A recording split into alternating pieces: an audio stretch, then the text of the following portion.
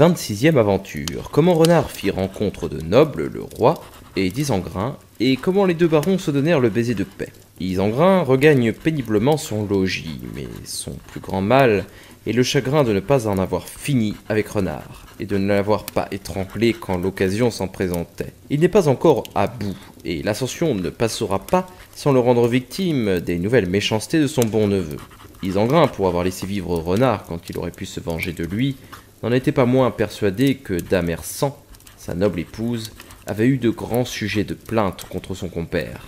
Et Renard, de son côté, obéissait à son naturel, en ne laissant échapper aucune occasion de honnir et tromper Ysengrin.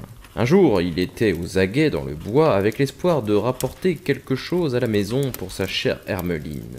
Il n'y fut pas longtemps sans voir arriver de son côté Monseigneur Noble, le roi, accompagné d'Ysengrin, le connétable. Renard ne se détourne pas, et même afin de tirer parti de la rencontre aux dépens de son compère, il s'avance et salue le roi d'une inclination profonde. « Bienvenue, la noble compagnie, dit-il. »« C'est vous, seigneur Renard ?»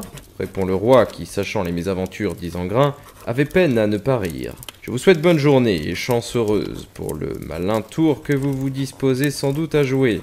En effet, monseigneur, j'ai besoin de vos souhaits. Depuis le point du jour, je suis en chasse. J'espérais rapporter quelque chose à l'épouse qui vient de me donner un nouvel enfant. Et jusqu'à présent, je n'ai rien trouvé. »« Vous êtes en chasse, répond le roi d'un ton sévère. Et c'est ainsi que vous faites sans nous vos affaires. »« Sire, repartit Renard, par la foi que je vous dois, je sais trop bien qu'à moi ne convient de marcher de pair avec vos compagnons ordinaires, le seigneur Ysengrin et leurs pareils. Mais enfin, demeurez, s'il vous plaît, avec nous. Au moins aujourd'hui, je vous admets à ma chasse et nous allons chercher ensemble de quoi nous déjeuner convenablement. »« Ah, sire, fait Renard, je n'oserais à cause de messire Ysengrin qui me voit toujours à contre-cœur. Il m'a voué, pourquoi je l'ignore, une haine mortelle, et cependant, j'en jure par mon chef, jamais je ne lui ai fait la moindre offense. Il m'accuse d'avoir honni sa femme, tandis que je n'ai, par la vertu de Dieu, rien demandé de ma commère Hersante, que je n'eusse pu réclamer de ma propre mère. »« Je pense comme vous, Renard, reprit le roi.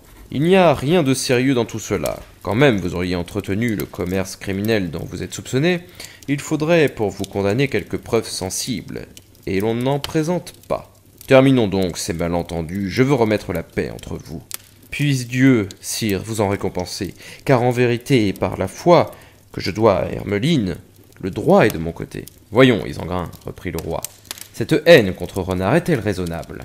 Vous êtes vraiment fou de lui imputer une vilainie et, pour moi, je suis persuadé qu'il n'a rien à se reprocher à l'égard de Dame Ersan. Montrez-vous conciliant, laissez les vieux levains de rancune.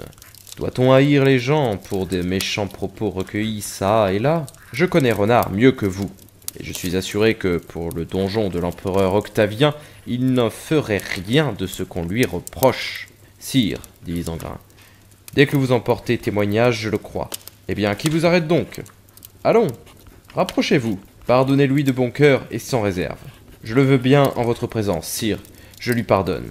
Je dépose tout ressentiment du passé, je prétends que nous demeurions toute notre vie bons amis et compagnons. » Alors se donnèrent le baiser d'amitié, ceux qui ne s'aimaient guère et ne s'aimeront jamais. Qu'ils disent ce qu'ils veulent, qu'ils jurent toutes les réconciliations du monde, même en présence du roi, ils se détesteront toujours, et je ne donnerai pas une prune de leur baiser. C'est la paix la plus mensongère et la plus trompeuse, pour tout dire en un mot, c'est la paix Renard.